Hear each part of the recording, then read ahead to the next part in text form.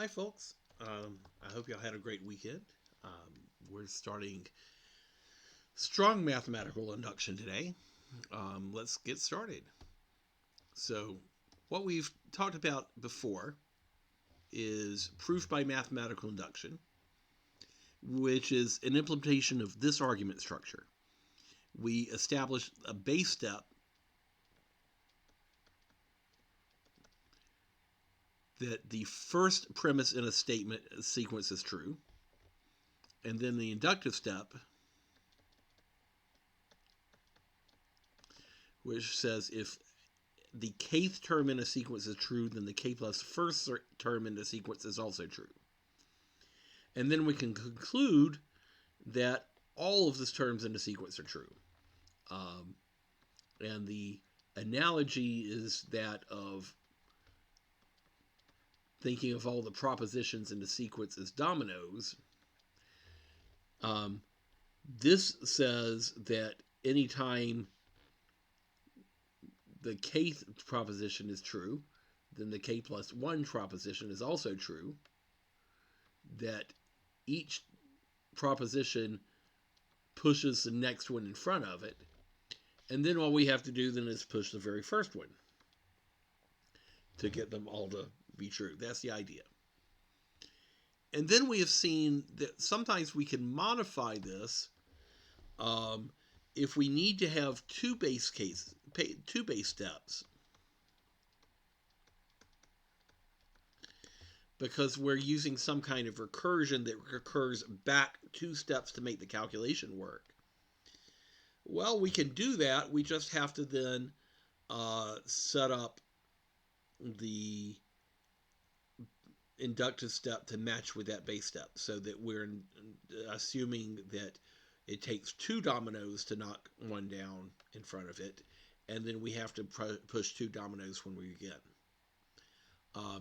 This modification happened, this is what we looked at on Wednesday of last week, when we had a recursively defined sequence whose recursion went back 2 steps instead of just 1. And in fact, we can keep that going if we have to go back 3 steps or 4 steps or 5 steps. But what if we don't know in advance how far back we have to go? Is there a way of adapting the process of mathematical induction to work for recursing backwards an unknown number of steps? And the answer is yes, and it's called strong mathematical induction. So, in strong mathematical induction, the base step goes back to just showing the very first step. But the recursive step, the inductive step here,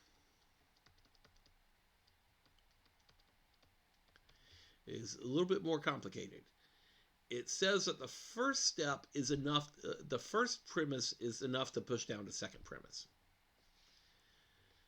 But then it takes both premises 1 and 2 to push down premise 3. And it takes all premises 1, 2, 3 to push down premise 4. In other words, the premises get stronger the further out they go, and it takes the entire weight of all the preceding dominoes to knock down the next domino. And so we have to assume, in order to push down the 100th domino, we have to assume that all 99 of the previous dominoes are true, because we are recursing backwards from 100, but we don't know how far back to recurse.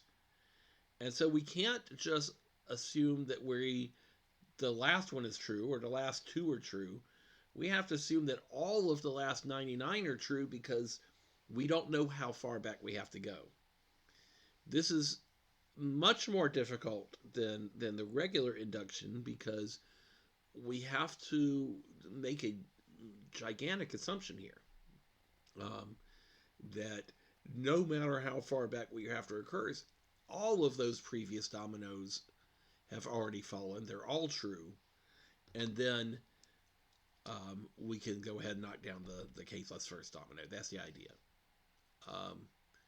And so this is more challenging, But the power of it is it allows us to prove some pretty deep results that are not easy to prove in other ways.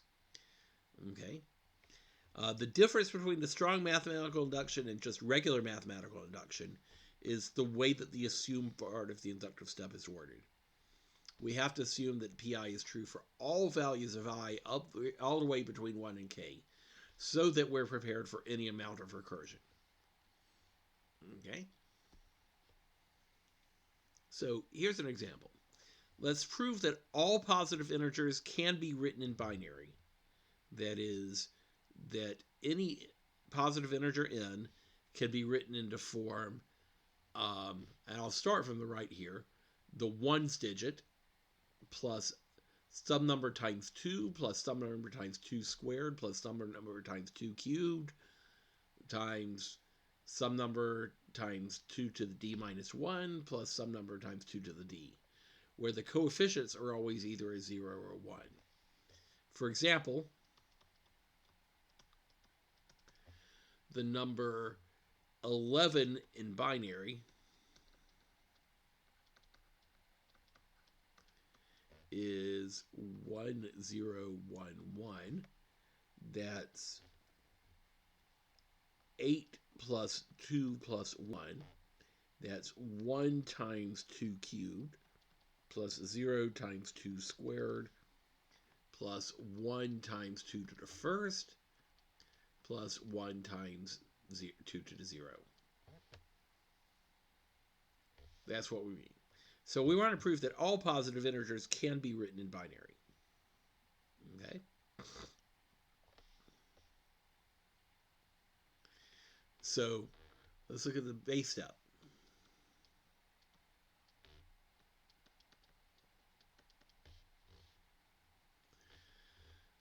One is 1 times 2 to the 0.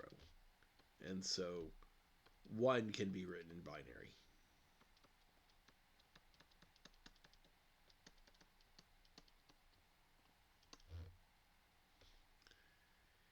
The inductive step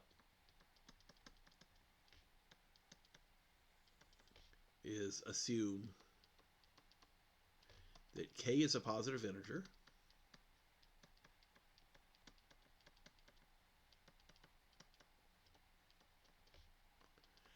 and that all positive integers from 1 through k can be written in binary. And so that if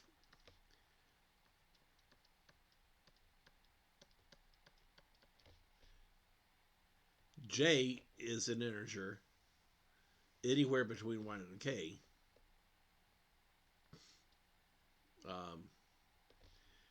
let me rephrase this a little bit, make it a little bit clearer what I want to say. So if j is a positive integer,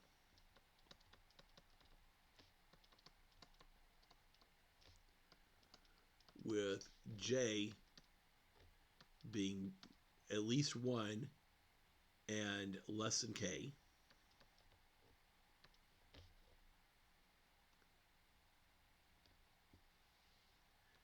then j can be written in binary.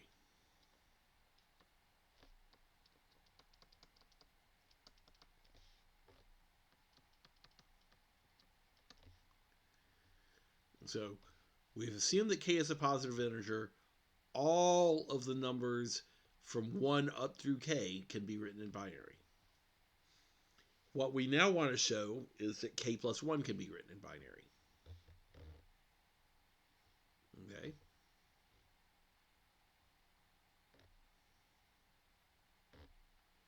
So we now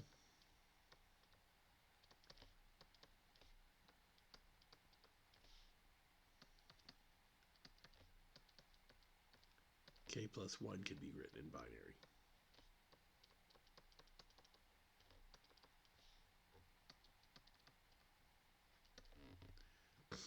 Okay. And here's where we're going to recurse backwards. And we don't know ahead of time how far we're going to back to recurse, because we're going to look at two cases. Okay. Suppose k plus 1 is even.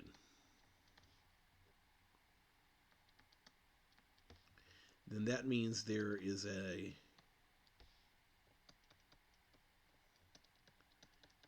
integer. I've already used j here, and I've already used k here, so let's say m such that k plus 1 is equal to 2m. Since m is between 1 and k, then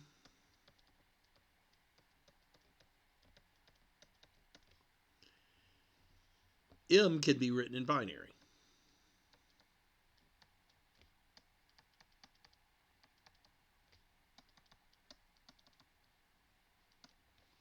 That is, it has this form here.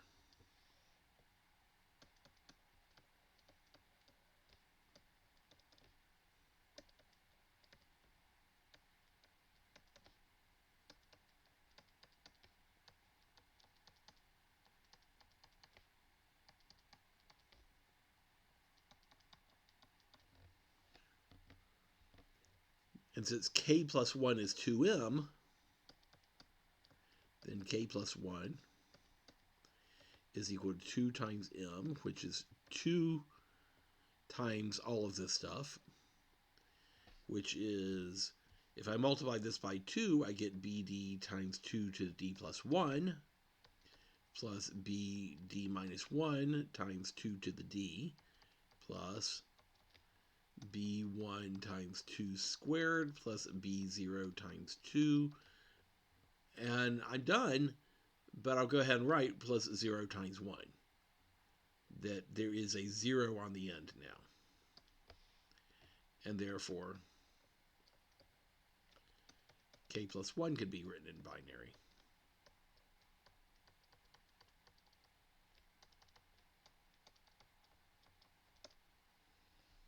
All right.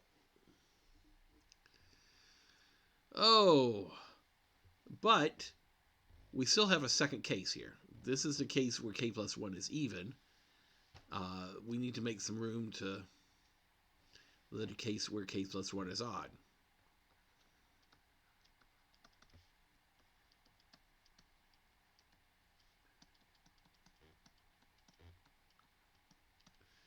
Then there's an integer m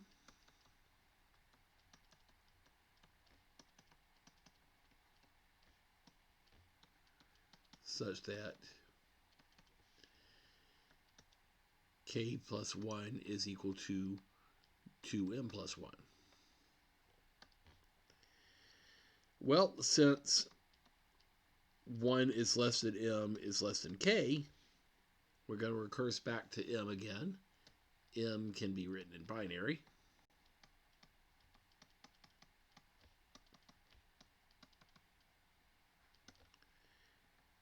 And so m is equal to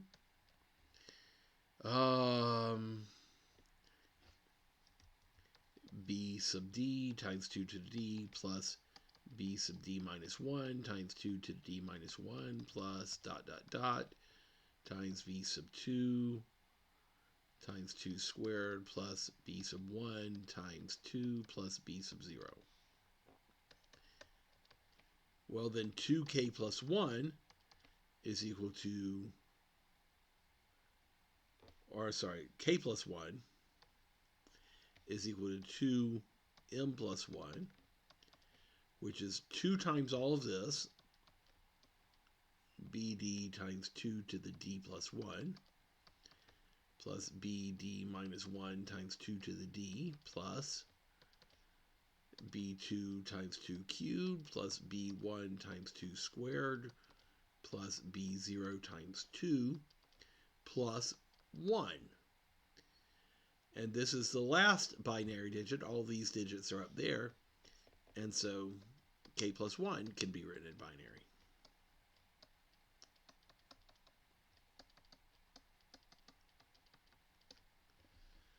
All right.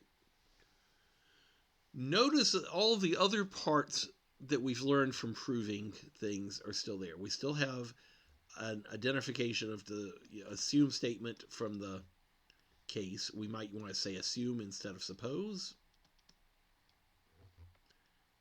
Either one.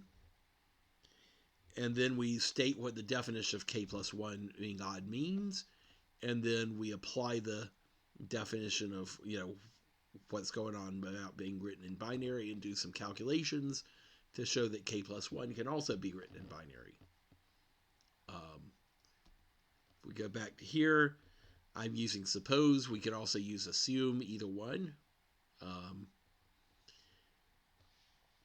And we'd look at the base step here.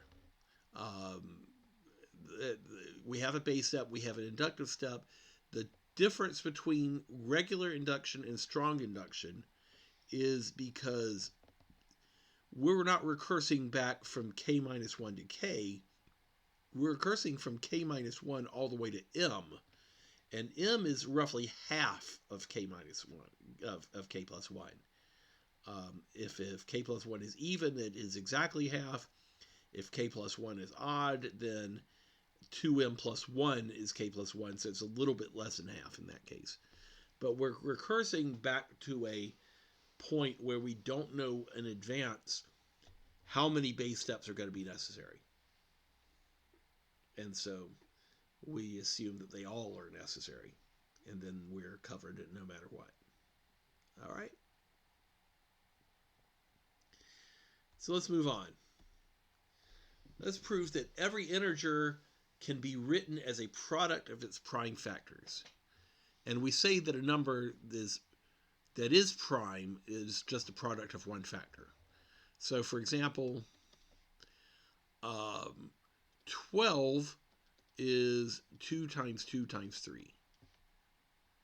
Those are its prime factors, and it doesn't factor any other way. And this is unique. Okay.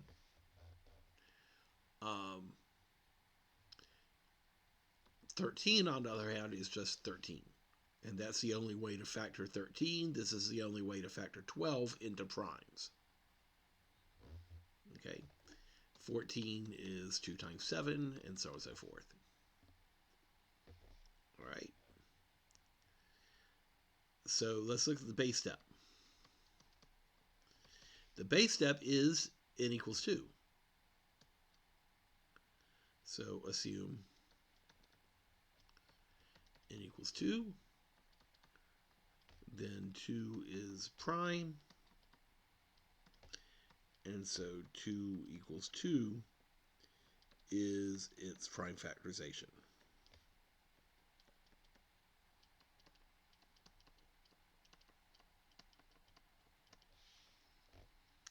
So the inductive step.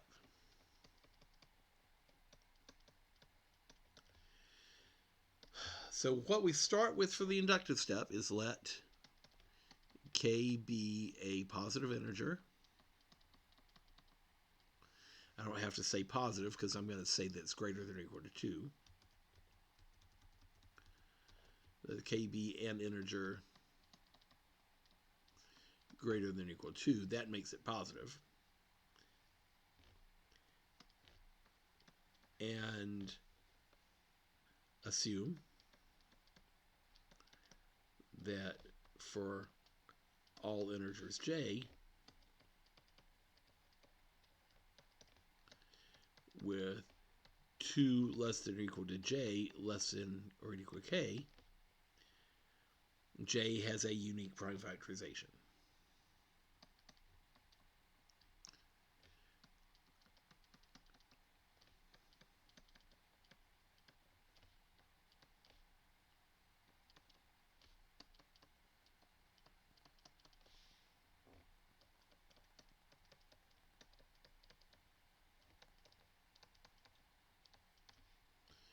So now we want to show that k plus 1 can be written as uniquely as product of its prime factors.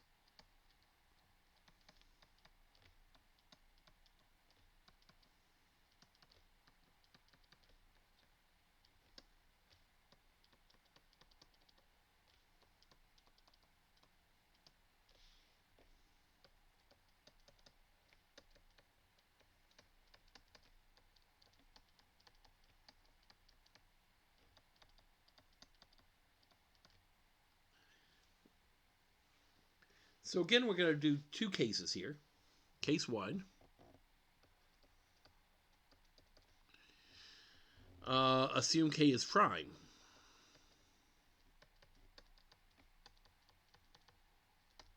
Or I assume k plus 1 is prime. If k plus 1 is prime, it doesn't break down at all. And so k plus 1 is its prime factorization.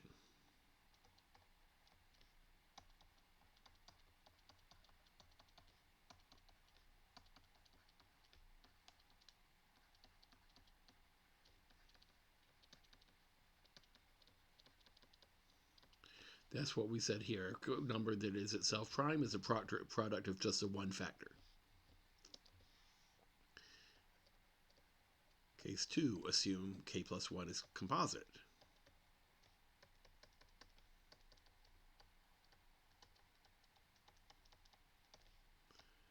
Then let p be the largest prime factor of k plus 1.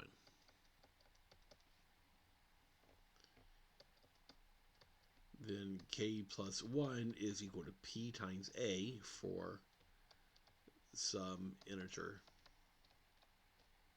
a. Since 2 is less than a is less than k, less than k, a has a prime factorization.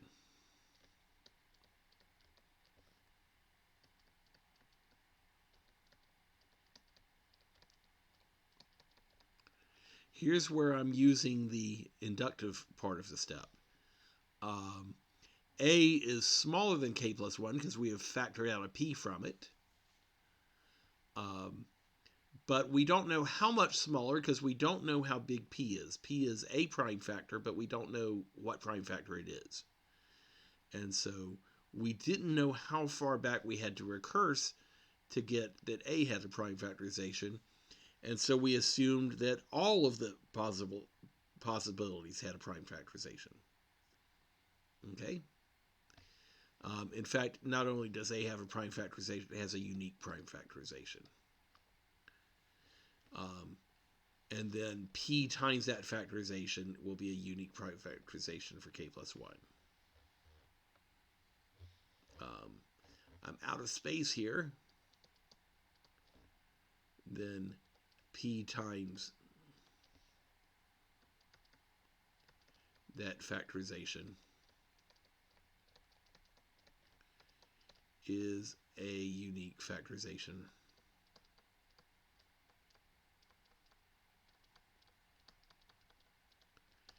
I can't write out there for k plus 1.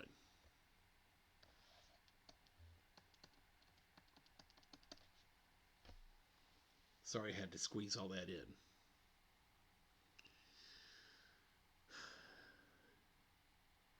So the idea is that we are recursing to a smaller number, but we don't know how much smaller it is. In this case, it's some factor of k plus 1 and not the number that was just before it. Let's keep going. We have a chocolate bar here that breaks down into unit squares separated by these little break lines.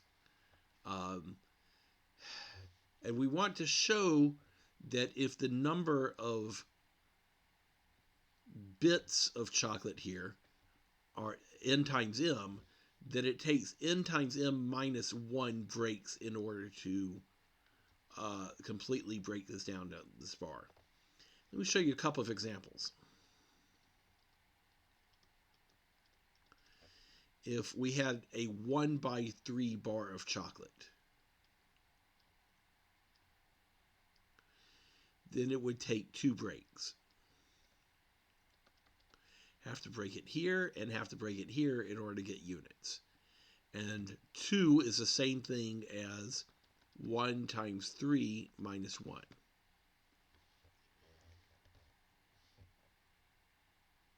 Let me show the 2 by 2 case. it looks, at first, you might think that this takes just 2 breaks. Break it down here, break it across here. But once you make the first break, then we have 2 smaller pieces of chocolate, and they're separate pieces. And so we have to then break this piece in half, and then break this piece in half. And so it takes 3 breaks total.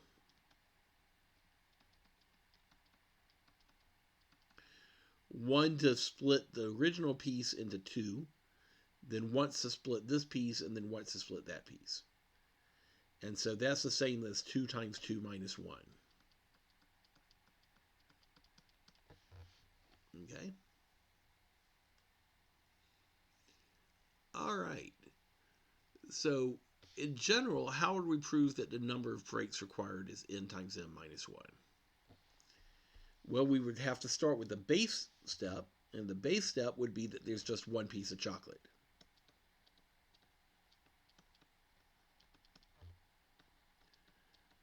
Assume n equals 1 and m equals 1. Then 0 breaks are required. Because you already have just 1 piece of chocolate, and 0 is equal to 1 times 1 minus 1.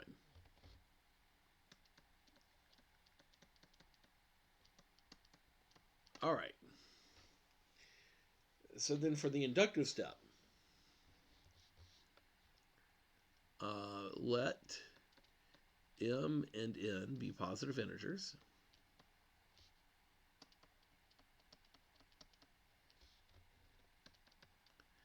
Actually, I don't want to use n and m. I want to use, because they're quantified differently,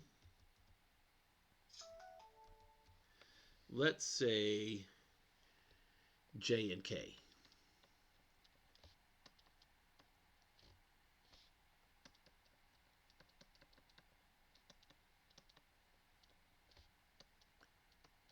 And assume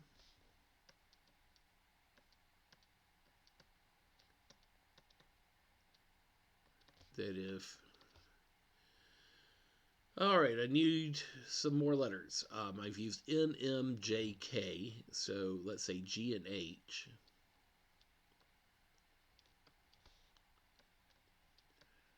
are positive integers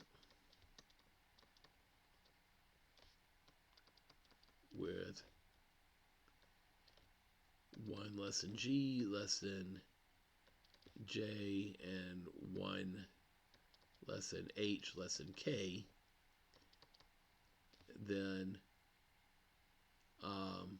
a G die H chocolate bar takes GH minus 1 breaks. All right.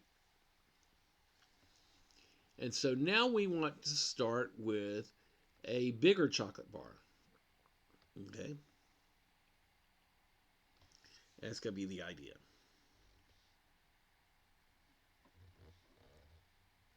So,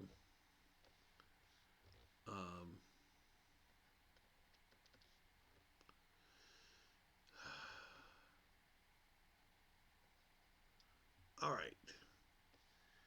So, suppose we have a j by k plus 1 chocolate bar.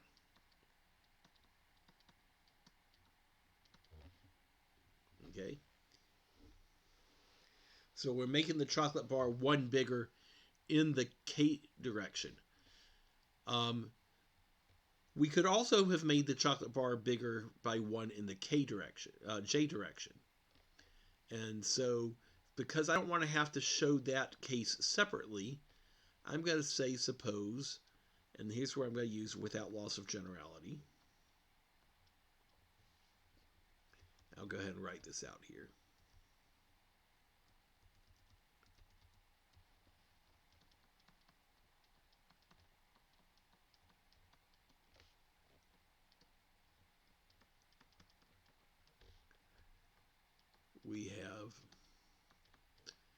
of AJ by K plus 1 chocolate bar. The other case is J plus 1 times K, where the plus 1 goes on the J. All right. We're going to break the K plus 1 direction first. Break it somewhere. Okay.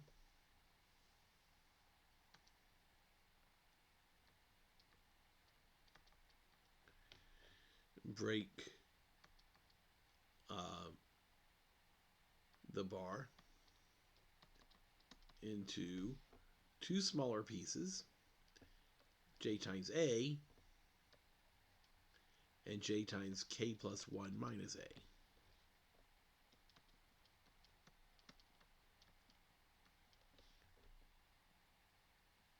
Of sizes J times A and J plus 1 by, not J plus 1, J times K plus 1 minus A.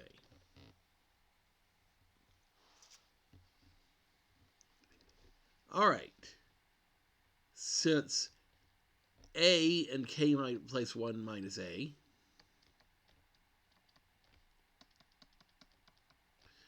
are between 1 and K, I'll write it out. I'll say since 1 is less than A less than K, and 1 is less than K plus 1 minus A less than K, these smaller pieces take J times A minus 1 and J times K plus 1 minus A minus 1 breaks, for a total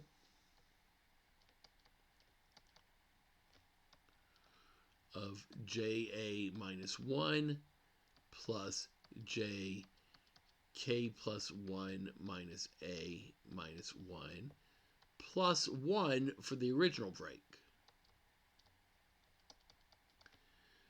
This many breaks to divide this piece, and this many breaks to divide up this piece, and then the one break that we started with. But this equals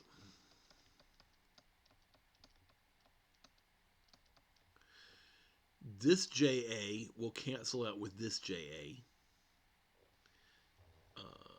Where's the red? JA cancels with JA.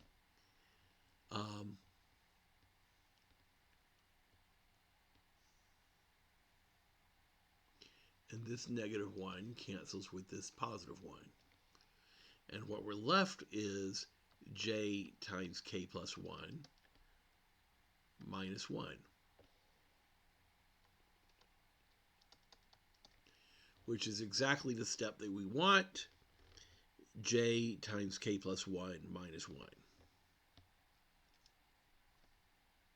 And so what we've shown is we extended the diagram bar from a J by K bar to a J by K plus 1 bar, split it down the middle. We don't know how many pieces are in each part that's left over because we just snapped it somewhere down the middle. But it doesn't matter because we assumed that all of these cases were valid. Okay? All right. Let's go to the next example.